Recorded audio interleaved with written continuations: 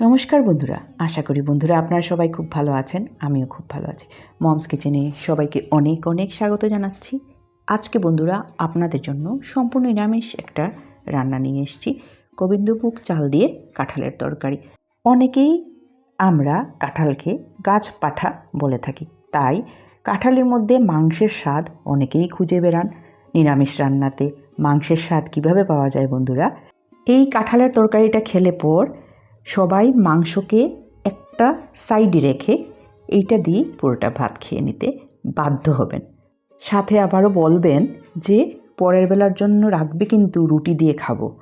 এটা আমি গ্যারেন্টি দিয়ে বলছি। আচ্ছা বন্ধুরা, রেসিপিটা শুরু করার আগে সবাইকে অনেক অনেক ধন্যবাদ জানাচ্ছি আমার পাশে থাকার জন্য, প্রতিনিয়ত আমাকে সাপোর্ট করে যাওয়ার জন্য। স্কিপ না করে পুরো ভিডিওটা দেখতে থাকুন বন্ধুরা। সবার জন্য প্রতিদিনের মতো ছোট্ট ছোট্ট টিপস অ্যান্ড ট্রিক্স অবশ্যই আছে। ভিডিও শুরুতেই আপনারা বুঝতে পারছেন যে সহজেই এই রান্নাটা হয়ে যাবে। এই দারুণ রেসিপিটা যদি আপনাদের ভালো লেগে থাকে বন্ধুরা, তাহলে একটা লাইক কমেন্ট করে অবশ্যই উৎসাহিত করার অনুরোধ রাখছি।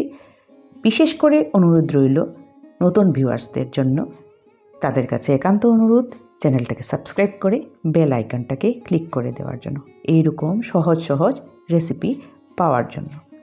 আশা করি বন্ধুরা আপনাদেরকে প্রতিনিয়ত যেইভাবে পাশে পাই সেভাবেই পাবো। চলুন এবার রেসিপিটা শুরু করি।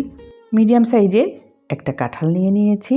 ভালো করে ধুয়ে আঠা ছাড়িয়ে পরিষ্কার করে ধুয়ে ছোটো ছোটো করে কেটে জল আর নুন হলুদ দিয়ে প্রেসার কুকারে বসিয়ে দিলাম একটা হুইসেলের জন্য। এইদিকে দুইটা মিডিয়াম সাইজের আলু এইভাবে টুকরো করে নিয়েছি। এগুলাকে নুন হলুদ দিয়ে লাল লাল করে ভেজে নেব। তার জন্য কড়াইতে সর্ষের তেল দিয়ে আলুগুলো দিয়ে দিলাম। এইবার অল্প একটুখানি নুন আর হলুদ গুঁড়ো দিয়ে ভেজে নেব। ততক্ষণে কাঁঠালটাও বয়েল হয়ে যাবে। এইদিকে দেখুন, এইখানে হাতের 2 মুঠো গোবিন্দভোগ চাল আমি আগের থেকে জলে ভিজিয়ে রেখেছিলাম। এইদিকে আরেকটা কড়াই বসিয়ে দিয়েছি, তার মধ্যে সর্ষের তেল আর সাদা তেল দুইটা মিলিয়ে দিয়ে দিলাম 4 থেকে 5 চামচ। এদিকে কাঁঠালটা দেখুন খুব ভালো করে সেদ্ধ হয়ে গেছে, জল ঝরিয়ে রেখে দিয়েছি। আর এখানে বড় সাইজের 3টা টমেটো রাফলি কেটে রেখেছি। সর্ষের তেলের মধ্যে গোটা জিরা আর হিং ফোড়নে দিলাম। তার মধ্যে একটা তেজপাতা চিড়ে দিয়েছি। একটু নেড়ে চেড়ে তার মধ্যে কেটে রাখা টমেটো টুকরোগুলো দিয়ে দিলাম। আবারও একটুখানি নেড়ে চেড়ে দেব। এইবার 2 চামচ নুন দিয়ে দিলাম, কারণ কাঁঠালের পরিমাণটা একটু বেশি। তার মধ্যে ধনে গুঁড়ো, জিরে গুঁড়ো, হলুদ গুঁড়ো, লাল লঙ্কা গুঁড়ো, কাশ্মীরি লাল লঙ্কা গুঁড়ো দুইটাই দিয়েছি। ঝাল লঙ্কা গুঁড়োটা অল্প একটুখানি দিয়েছি, কারণ আমরা ঝাল কম খাই।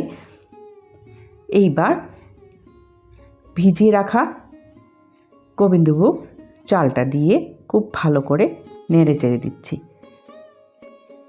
এইবার ঢেকে দিয়ে দেব, যাতে মশলার সাথে চালটা হয়ে আসে ভালো করে। এদিকে আলুগুলোও ভাজা হয়ে গেছে, তুলে রেখে দেব একটা পাত্রে। এদিকে দেখুন, এখানে কয়েক টুকরা আদা, 4টা এলাচ, গোলমরিচ, লং, দারচিনি। লং গোলমরিচের পরিমাণ আপনারা দেখেই বুঝতে পারছেন। নিয়ে নিয়েছি, ওইগুলো একটু থেতো করে নেব। ঢাকা খুলে চেক করে নিলাম। এবার আদা, গোলমরিচ, লং সব থেতো করে দিয়ে দিয়েছি। অল্প একটুখানি জল দিয়ে ঢাকা দিয়ে রেখেছিলাম। ততক্ষণে দেখুন মোটামুটি চালটা আমার সেদ্ধ হয়ে গেছে। এইবার চিনি 1 চামচ ভরে দিয়ে দিয়েছি। এবার ভেজে রাখা আলুগুলা এতে দিয়ে দিলাম। শুধু খেয়াল রাখতে লাগবে চালটা যাতে একদম গলে না যায়, গোটা গোটা যাতে থাকে। কাঁঠালের অনেক রান্না তো আপনারা খেয়েছেন। এবার কাঁঠালটা দিয়ে ভালো করে সাঁতলে নিচ্ছি, কিন্তু একদম কম মশলা দিয়ে এইভাবে করে দেখতে পারেন কিন্তু বন্ধুরা, দারুণ লাগে খেতে। সম্পূর্ণ নিরামিষ, পেঁয়াজ রসুন ছাড়া এই গোবিন্দভোগ কাঁঠাল। আশা করি আপনাদের ভালো লাগছে বন্ধুরা রান্নাটা। চেরা কাঁচা লঙ্কা আর অল্প 1 বাটি জল দিয়ে গ্রেভিটা একদম মাখো মাখো করব, তার জন্য আর জল দিলাম না। ভরে 1 চামচ ঘি দিয়ে দিয়েছি বন্ধুরা।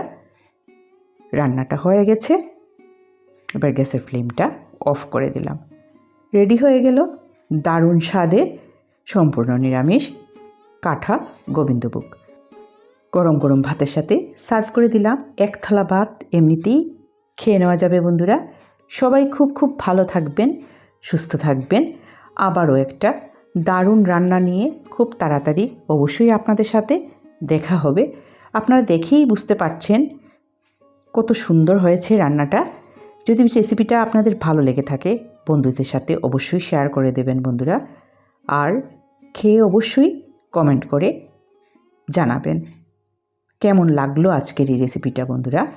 সবাইকে ধন্যবাদ জানিয়ে ভিডিওটা এখানেই শেষ করছি।